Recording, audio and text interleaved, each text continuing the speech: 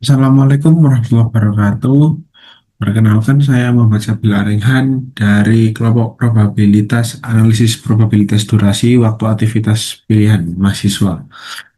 Di sini saya akan membuka presentasi kelompok kami tentang analisis probabilitas durasi aktivitas pilihan mahasiswa selama cuti semester ganjil 2025-2026.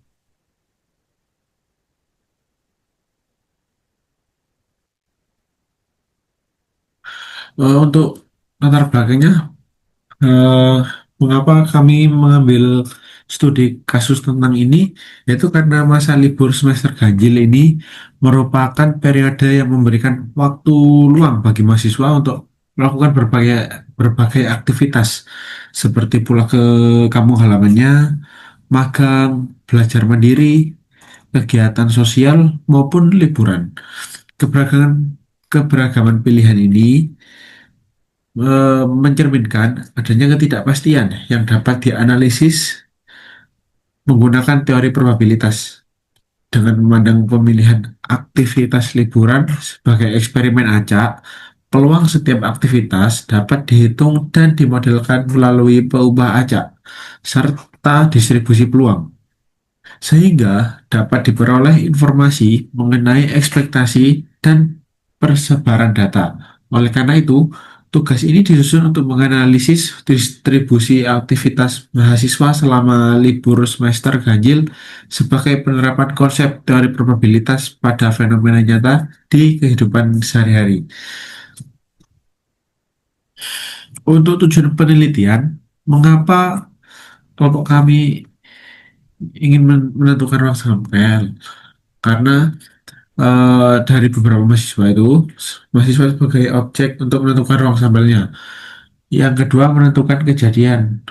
Di sini, kejadian yang dimaksud itu apakah mahasiswa memilih untuk pulang kampung, magang, belajar mandiri, atau bahkan healing. Yang ketiga, menghitung peluang tiap kejadian. Misalnya, jika mahasiswa pulang kampung, berapa lama mahasiswa itu pulang kampung. Jika magang juga berapa lama durasi magangnya, dan jika liburan berapa hari dia liburannya. Ya, yang keempat, kita menentukan PMF dan CDF. Dan yang terakhir, menghitung mean dan variansi. Untuk metodologi penelitiannya, kita yang pertama pasti menyebarkan kuesioner yang diisi oleh 52 responden. Kita mencari responden dari mahasiswa-mahasiswa tidak tidak bergantung pada angkatan, jurusan, bahkan universitas, tetapi umum mahasiswa. Dari 52 responden ini, kami mendapatkan memilih 30 sampel untuk dianalisis tentang probabilitasnya. Jika sudah dapat, kita dapat menghitung PMF, CDF, mean, serta variansinya. Untuk kelanjutan materinya mungkin dijelaskan oleh rekan saya. Terima kasih. Oke, saya Muhammad. Di sini saya akan melanjutkan presentasi dari teman saya yaitu Sabil tentang metodologi penelitian diagram alur. Oke, pertama kita melakukan penyebaran kuesioner. Selanjutnya, setelah penyebaran kuesioner, kita mendapatkan 52 responden, terus dipilih 30 sampel, selanjutnya analisis probabilitas, dan yang terakhir PMF, CDF, mean, dan varian, yaitu perhitungan.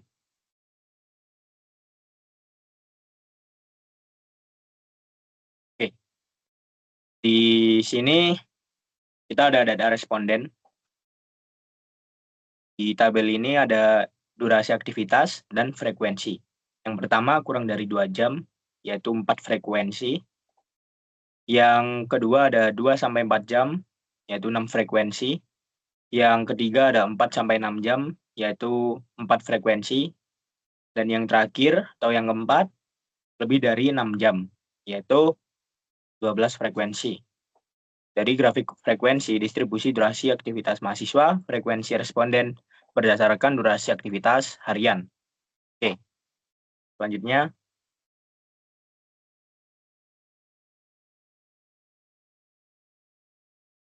Di sini ada ruang sampel dari D1, D2, dan D3 serta D4.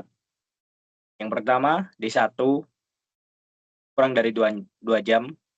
Yang kedua, D2 2 sampai 4 jam. D3 4 sampai 6 jam. D4 lebih dari 6 jam. Oke. Ruang sampel dan kejadian. Untuk kejadiannya, yang A durasi singkat kurang dari 2 jam, yang B durasi sedang 2 sampai 6 jam, yang C durasi panjang lebih dari 6 jam.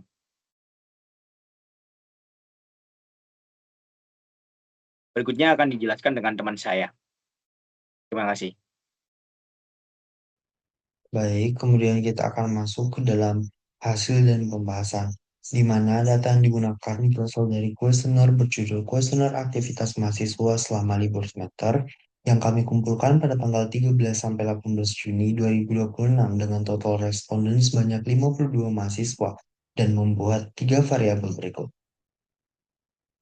Adapun analisis pada bab ini menggunakan sampel sebanyak 30 responden pertama, yang kemudian fokus variabel yang dianalisis adalah durasi rata-rata per hari yang dihabiskan mahasiswa untuk aktivitas selama libur tersebut.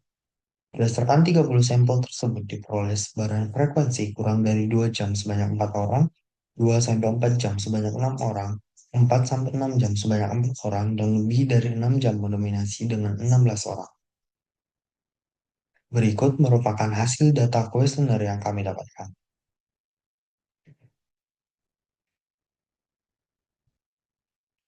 Adapun ruang sampelnya yaitu D1, D2, D3, dan D4 dengan total titik sampel responden sebanyak 30. Kemudian untuk kejadian, kami mengidentifikasi 3 kejadian, yaitu kejadian A, mahasiswa menghabiskan durasi singkat, kejadian B, mahasiswa menghabiskan durasi sedang, dan kejadian C, mahasiswa menghabiskan durasi panjang. Nilai peluang dari setiap peluang dihitung menggunakan pendekatan frekuensi relatif. Peluang kejadian A sama dengan 0,1333, peluang B sama dengan 0,3333, peluang C 0,5333, yang kemudian diverifikasi dengan menjumlahkan semua peluang kejadian dan mendapatkan hasil sama dengan 1. Dalam analisis diidentifikasi ubah acak diskret sebagai kode kategori durasi pada waktu rata-rata aktivitas. X1 mewakili kurang dari 2 jam per hari, X2 mewakili 2-4 jam per hari, X3 mewakili 4-6 jam per hari, X4 mewakili lebih dari 6 jam per hari. Kemudian, kita memiliki fungsi peluang dari peubah acak diskret X yang ditulis dengan F kecil X dengan peluang X besar sama dengan X kecil. Ini menunjukkan probabilitas munculnya masing-masing nilai X. Berdasarkan data, kita memiliki 4 kemungkinan nilai X. Untuk X sama dengan 1, peluangnya adalah F dari 1 sama dengan 4/30 atau sekitar 0,1333. Untuk X2 sama dengan F dari 2 sama dengan 6/30 atau 0,2000. Untuk X sama dengan 3, peluangnya adalah F dari 3 sama dengan 4/30 atau 0,1333. Untuk X sama dengan 4, peluangnya adalah peluang terbesar, yaitu F dari 4 sama dengan 16/30 atau sekitar 0,5333. Kemudian kita masuk ke dalam fungsi distribusi kumulatif. F besar dari 1 sama dengan 4/30 atau 0,133. F besar dari 2 adalah penjumlahan peluang nilai 1 dan 2, yaitu 4 ditambah 6/30, hasilnya 10/30 atau 0,3333.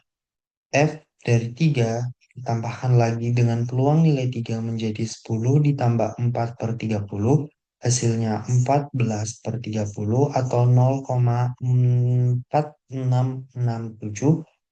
Yang terakhir ialah F dari 4 menjumlahkan seluruh peluang yang ada yaitu 14 ditambah 16 per 30 hasilnya adalah 30 per 30 atau tepat 1,0000. Nilai akhir satu ini membuktikan bahwa distribusi peluang kita sudah valid.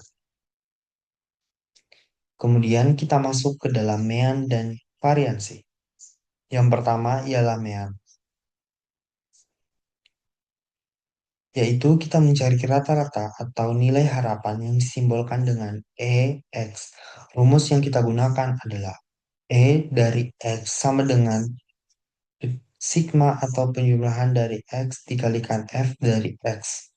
Cara menghitungnya adalah dengan mengalihkan setiap nilai X dengan peluangnya masing-masing, lalu menjumlahkan semuanya. E dari X sama dengan 1 dikali 4 per 30 ditambah 2 dikali 6 per 30 ditambah 3 dikali 4 per 30 ditambah 4 dikali 16 per 30. Setelah dijumlahkan pembilangnya kita mendapatkan 4 ditambah 12. 4 ditambah 12 ditambah 12 ditambah 64 per 30 sama dengan 92 per 30 atau 3,0667. Kemudian kita masuk ke dalam variansi. Terakhir, kita menghitung variansi dengan rumus variansi dari X sama dengan E dari X kuadrat dikurangi nilai E dari X yang dikuadratkan. Langkah pertama, kita mencari E dari X kuadrat. Caranya hampir sama dengan sebelumnya, tetapi nilai X kita kuadratkan dulu sebelum dikalikan peluangnya. E dari X kuadrat sama dengan 1 kuadrat dikali 4 per 30 ditambah 2 pangkat 2, 6 per 30, ditambah 3 pangkat 2, 4 per 30, ditambah 4 pangkat 2 dikali 16 per 30, mendapatkan hasil 4 ditambah 24 ditambah 36 ditambah 225 per 30 sama dengan 320 dibagi 30 sama dengan 10,667. Langkah kedua, kita kuadratkan nilai harapan E dari X yang sudah kita cari dari awal tadi. Nah, E dari X dikuadratkan sama dengan 92 per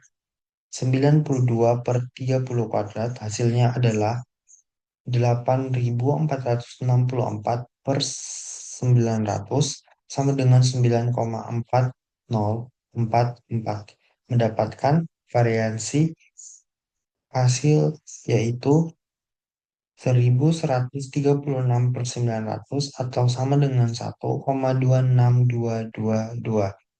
Kemudian, sebagai tambahan, simpangan baku atau standar deviasi yang disimbolkan dengan sigma merupakan kuadrat sigma sama dengan akar dari 1,2622 yang menghasilkan sekitar 1,1235. Kemudian, ada pula analisis hasil.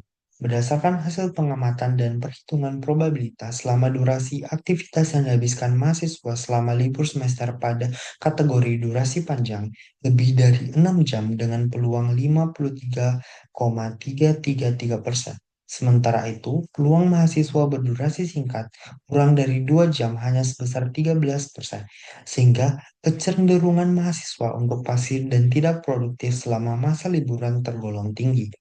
Nilai MEAN sebesar 3,0667 menunjukkan bahwa durasi aktivitas mahasiswa secara keseluruhan cenderung berada pada fase akhir 4-6 jam dan bergerak kuat menuju durasi lebih dari 6 jam per hari.